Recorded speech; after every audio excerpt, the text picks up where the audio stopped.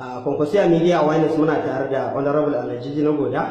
Yayin da muka zo masa interview mun ji an ce takura da yamma gwamna na sai ya bashi kasansa, to kamar mun ji an ce ko an baka naka kasan ne ko ya ake ciki ne dai uku.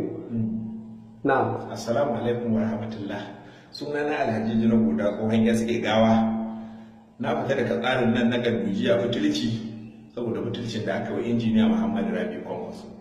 Shi wannan tsohon lokacin da aka bashi kayan nan ne tuntuni ban san ana bashi kayan nan ba, kuma da aka bashi da ya yi shawara da mu da ba shi zai karɓo ba, ni zan rinka karɓo ma. Idan na karɓo man na kawo masa, ko da bai bani ba ko ƙanshinsa da jini ya wadatar da ni, da wannan aika-aikar da yi wallahi tallahi da mu ganta ba. Yanzu gaba ɗaya ya ɓata mana suna, ya ɓata wa 'yan Kwankwasiya suna na Najeriya gaba ɗaya, ko kuma ya ɓata wa dukkan Hausa Fulani suna. Wannan abin da yi wallahi ba mu ji daɗi ba, kuma ni ina neman gafara 'yan Kwankwasiya na duk duniya, domin ina ɗaya daga cikin mutum biyar wanda suka kawo Abdullahi Umar Ganduje zama gwamnan Kano.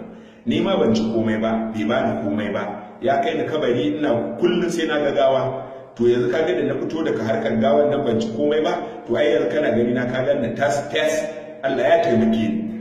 Alhaji na Goda, ka ce baka ci komai ba, kenan ku ne kuka ka Jafar koko ya aka yi? To Jafar ai baba da ya ce ina yin likimu, amma magana ya ce wai yawa Kwankwason likimu ne aka ba shi takara.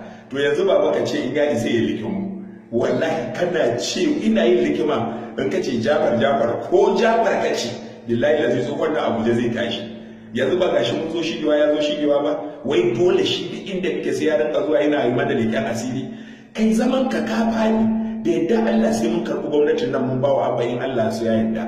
Idan kuna wani abu kuna ɗaukan tsarukan ku na wani abu, to tsari dai ya kamata mu fito mu haɗa kanmu, Allah ya taimake mu ci zaɓe. Mun tabbatar da cewa Abba zai taimaki kowa da kowa, za a kai kamar inda injiniya Rabi Kwankwaso ya fara, za a kai mutane ƙasashen waje, 'ya'yanmu da jikokinmu da 'yan uwanmu su je su yi karatu, za a yi ƙara yin tituna a inganta su.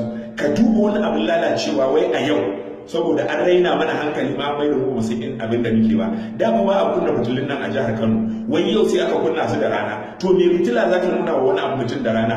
Wai hanyoyin duk da zamu ba sai aka kunna fitila. Me yasa jiya da daddare ba a kunna ba? Me yasa shekaran jiya ba a kunna ba? Me yasa shekaran jiya wancan ba a kunna ba?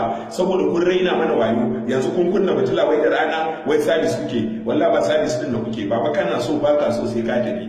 Idan ma maganar kai wani ka ci dala ko ka karbi dala ko baka karbi dala ba, kai ka sani. Ya kamata in kana son gaskiya ka dauki alqur'ani ka rantsa ka ce baka yi ba, in baka yi ba sai a yi maka abuwa, amma in kai wallahi ba za ka yi ka ba. To Alhaji mun gode. To masha Allah. Kwankwasiya Media Awareness tana godiya. To ni ma ne mata godiya.